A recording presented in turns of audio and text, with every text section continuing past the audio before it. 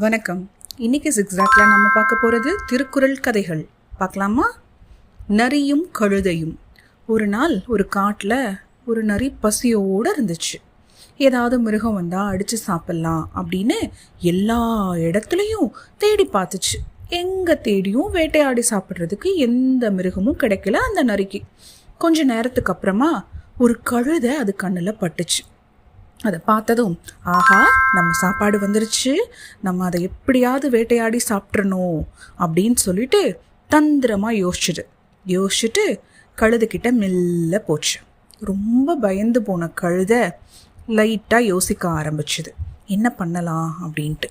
அப்போ தான் அந்த கழுதைக்கு தோணுச்சு, நம்மளோட பலம் நம்மளோட பின்னங்கால் தான்.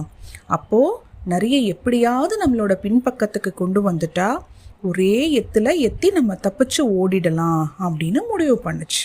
உடனே நரிக்கிட்ட, எனக்கு ரொம்ப பயமாக இருக்குது, நீங்கள் எப்படினாலும் என்னை அடித்து சாப்பிட தான் போகிறீங்க, அதுக்கு முன்னாடி எனக்கு ஒரு உதவி செய்வீங்களா அப்படின்னு கேட்டுச்சு.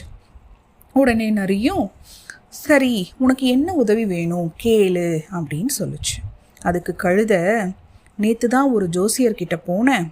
அந்த ஜோசியர் என்ன சொன்னாருன்னா, நீ எவ்வளோ நாள் உயிர் வாழ்வ அப்படின்னு நான் கேட்டதுக்கு, அந்த உன்னோட வாழ்நாள் உன்னோட வாலில் இருக்குது, உன்னோட ஆயுள் ரேகை உன்னோட வால் பக்கமாக இருக்குது, உன்னோட வால் வரைக்கும் நீண்டு இருக்கு, அதனால் நீ 50 வருஷம் வாழ்வ அப்படின்னு சொன்னார். ஆனால் நான் உங்ககிட்ட மாட்டிக்கிட்டேன், தயவு செஞ்சு என்னோட வால் வரைக்கும் என்னோட ஆயுள் ரேகை இருக்கான்னு பார்த்து மட்டும் சொல்லுங்க அப்படின்னு சொல்லிச்சான். ஒரு நிமிஷம் யோசிச்சு பார்த்த நரி கழுதையோட வால் பக்கத்தில் ரேகை எதுவும் தெரியுதா அப்படின்னு பார்த்துச்சு. இதுதான் சரியான நேரம்னு நினச்ச கழுதை ஒரே எத்திட்டு நேராக நரியோட முகத்தில் உதைச்சிட்டு தலை தெறிக்க ஓடிடுச்சு. கழுதை தப்பிச்சிருச்சு. இதிலிருந்து நமக்கு என்ன தெரியுது? திருவள்ளுவர் என்ன சொல்கிறாரு? வினைவலியும் தன்வலியும் மாற்றான் வலியும் துணை வலியும் தூக்கிச் செயல் அப்படின்னு சொல்கிறாரு. இதுக்கு என்ன அர்த்தம் தெரியுமா?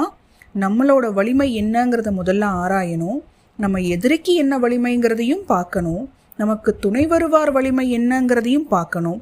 இதையெல்லாம் எண்ணி செயல் செஞ்சா கண்டிப்பாக நம்ம ஜெயிச்சிடலாம் அப்படின்னு சொல்கிறாரு.